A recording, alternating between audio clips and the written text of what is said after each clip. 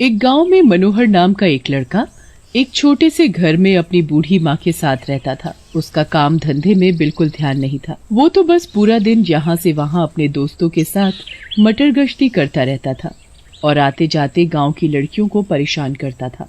एक दिन मनोहर अपने दोस्तों के साथ कुएं के पास खड़ा था और वहाँ कुछ लड़कियां पानी भर रही थीं। मनोहर उन लड़कियों को देखकर उन्हें छेड़ने लगा। अरे ओ मनोहर, अपनी हरकतों से बाज आजा, वरना किसी दिन बहुत पिटेगा। अच्छा, तेरी इतनी हिम्मत कि तू मुझे पीटेगी? मनोहर उस लड़की का पानी से भरा मटका छीन लेता है। ले, पहले इसे तो लेकर दिखा, फिर मुझे पीटने की बात करियो। देख मनोहर, चुपचाप मेरा मटका दे दे, वरना अच्छा नहीं होगा। माला परेशान होकर रोते हुए वहाँ से चली जाती है। मनोहर अपने दोस्तों के साथ बैठकर लड़कियों पर खूब हंसता है। मनोहर की इन हरकतों की वजह से गांव की सभी लड़कियां बहुत परेशान थी, पर कोई भी कभी अपने घर में मनोहर की हरकतों के बारे में नहीं बताती थी। एक दिन जब मनोहर अपने दोस्तों के साथ घर के बाहर जा रहा होता है तो उसकी माँ उसे बोलती है, बेटा मनोहर, तू कोई काम धंधा क्यों नहीं ढूंढ लेता? क्या है माँ, तुम भी ना आते जाते बस एक ही बात के पीछे लगी रहती हो हैं? काम तो करना ही पड़ता है। कल को घर में बहू आएगी तो क्या तू पूरा दिन घर में ही पड़ा रहेगा? तुम लोग मेरी शादी करवाओ तब आए ना बहू। तो मेरे सारे दोस्तों की शादी हो गई, बस मैं ही अकेला कुंवारा बचा हुआ हूँ। तेरी शादी भी कब की हो जाती, पर तुझसे शादी करे भी तो कौन? सबको पता है तू दिन भर लड़कियों को परेशान करता है और कोई काम धाम नहीं करता। ऐसा मत बोलो माँ, शादी तो मेरी ऐसी लड़की से होगी कि पूरा गांव देखता रह जाएगा। तेरी शादी हो जाए वही बहुत बड़ी बात है। मनोहर की माँ की बात सुनकर उसके सारे दोस्त उस पर बहुत हंसते हैं और पूरा दिन उसका मजाक उड़ाते हैं। उसके दोस्तों के साथ साथ अब गांव के और लोग भी मनोहर का मजाक उड़ाने लगते हैं। मनोहर को ये बात बहुत चुभने लग जाती है और एक दिन वो गुस्से में अकेला कहीं दूर निकल पड़ता है। चलते चलते जंगल आ जाता है और उसे वहाँ एक रोशनी दिखाई देती है। मनोहर ध्यान से देखता है तो वो रोशनी दूर एक झोपड़ी से आ रही होती है। मनोहर उस झोपड़ी की तरफ बढ़ता है। मनोहर तो उनको देखता ही रह जाता है। इतनी सुंदर लड़कियाँ तो मैंने कभी सपने में भी नहीं देखी। मुझे इनके पास जाकर इनसे बात करनी चाहिए। मनोहर उनके पास जाता है और उनसे बोलता है, जी सुनिए। हाँ जी बोलो, आप कौन है और यहाँ क्या कर रहे हैं? मैं तो यहाँ से गुजर रहा था तो बस आपको देखकर रुक गया। क्या आप सब यहीं इस घने जंगल में रहती हो? हाँ, हम तीनों बहनें हैं और हम यहीं इसी जंगल में रहते हैं। और तुम्हारे माँ बाप? वो अब इस दुनिया में नहीं रहे।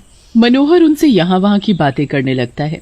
उसको बातें करते करते काफी देर हो जाती है। अच्छा, तो क्या मैं चलूं?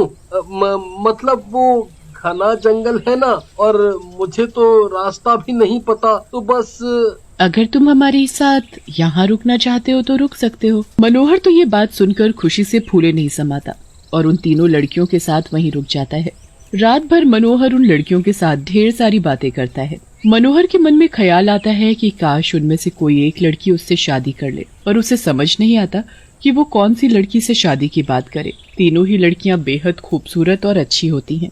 मनोहर बड़ा सोच विचार करके माया से शादी की बात करता है। तुम बहुत ही अच्छी और सुंदर हो, क्या तुम मुझसे शादी करोगी? मैं तुम्हें बहुत खुश रखूंगा, किसी भी चीज की कमी नहीं होने दूंगा। मुझे तुमसे शादी करने में कोई परेशानी नहीं है, पर एक दिक्कत है। बोलो माया, क्या दिक्कत है? मैं सब ठीक कर दूंगा।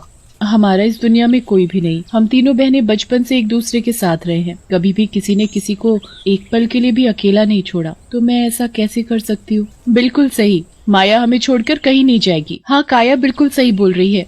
देखो, मैं माया से सच में शादी करना चाहता हूँ। अगर सच कहूँ तो मैं तो बहुत सोच में था, क्योंकि तुम तीनों ही बहुत अच्छी हो, पर मुझे तो बस एक को ही चुनना था, तो मैंने माया को चुना। ऐसा किसने कहा कि तुम बस एक को चुन सकते हो? अगर तुम हम तीनों से शादी कर लो तो हमें कोई ऐतराज नहीं है, और फिर हम तीनों बहनें हमेशा एक साथ भी रह पाएंगी। हाँ, हमें कोई भी ऐतराज नहीं। हाँ, बिल्कुल भी नहीं। मनोहर तो ये बात सुनकर दंग ही रह जाता है। वो सुबह होते ही तीनों लड़कियों से शादी करके उनको अपने गांव में ले जाता है। इतनी खूबसूरत लड़कियों को सब गांव वाले देखते ही रह जाते हैं। अरे, ये किन लड़कियों को ले आया तू? ऐसा मत बोलो माँ, ये तीनों तेरी बहू हैं। तू पागल हो गया है क्या? अरे माँ, मुझे मजबूरन तीनों से शादी करनी पड़ी और इन तीनों को इस बात से कोई एतराज नहीं है। गांव वाले मनोहर की बात सुनकर चौंक जाते हैं।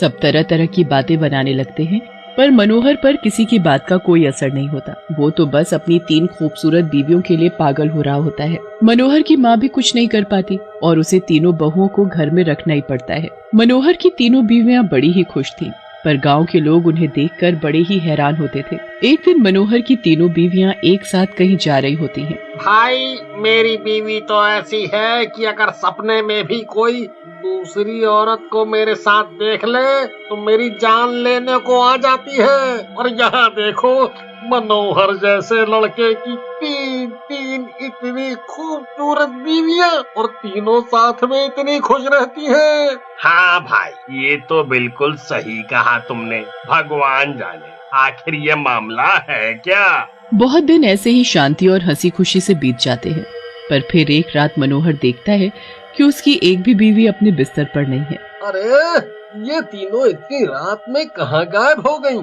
मनोहर पूरा घर देख लेता है, पर उसे कोई नहीं मिलता। फिर उसकी नजर खिड़की के बाहर पड़ती है। बाहर का नजारा देखकर तो मनोहर के पैर थर थर कांपने लगते हैं, क्योंकि बाहर 3 चुड़ैल एक गोला बनाकर बैठी होती हैं और एक गुड़िया लेकर उस पर जादू कर रही होती हैं। चुड़ैल और मेरे घर में वो भी 3। मनोहर जल्दी से अपनी माँ को जगाता है और उनको वो चुड़ैलें दिखाता है। हे प्रभु, ये चुड़ैलें हमारे घर में क्या जादू कर रही हैं? और तेरी तीनों बीवियां कहाँ मर गईं? उनको बुला जल्दी। माँ, वो तीनों तो अपने बिस्तर पर ही नहीं है। उनको ढूंढने ही तो मैं बाहर आया था और तभी मेरी नजर इन 3 चुड़ैलों पर पड़ी। हे भगवान, अब मुझे सब समझ आ गया है।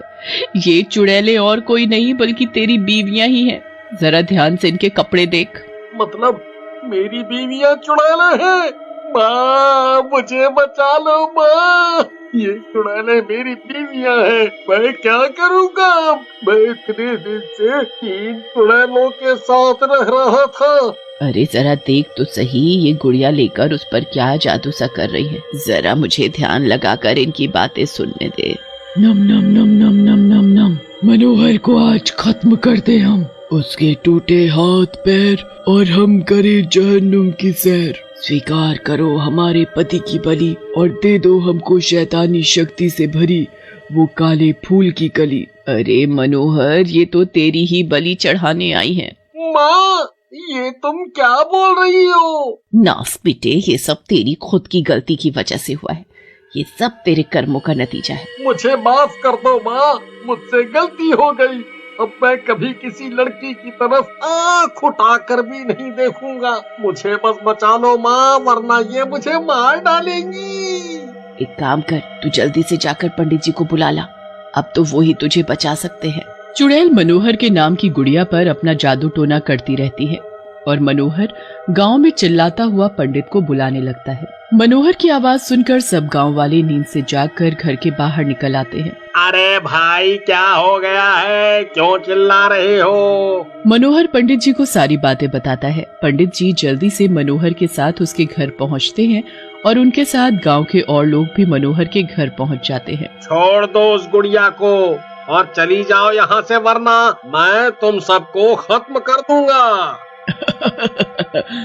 अपनी जान प्यारी है तो यहाँ से चला जा, वरना तू भी मारा जाएगा। पंडित जी चुड़ैल के चारों ओर भभूत का एक घेरा बनाते हैं और उन चुड़ैलों पर लगातार गंगा जल छिड़कने लगते हैं। गंगा जल की वजह से चुड़ैलों का शरीर जलने लगता है। ये मनोहर हमारा पति है, हम इसे मारकर यहाँ से जाएंगे। अब तुम मनोहर का कुछ नहीं बिगाड़ सकती और तुम तीनों भी अब मुझसे नहीं बच पाओगी। तू हमारा कुछ नहीं बिगाड़ पाएगा। जाओ जल्दी से लकड़ियां लाकर इस घेरे में डाल दो और इन चुड़ैलों को आग लगा दो। सब गांव वाले लकड़ियां ला ला कर उस घेरे में फेंकने लगते हैं और फिर पंडित जी उसमें आग लगा देते हैं। तीनों चुड़ैलें उसी घेरे में जलकर राख हो जाती हैं। अगले दिन से मनोहर किसी भी लड़की को छेड़ना तो दूर, उनकी शक्ल देखते ही उनसे डरकर दूर भागने लगता है। गांव के लोग भी मनोहर को चुड़ैलों का पति बोलकर उसका खूब मजाक उड़ाते हैं।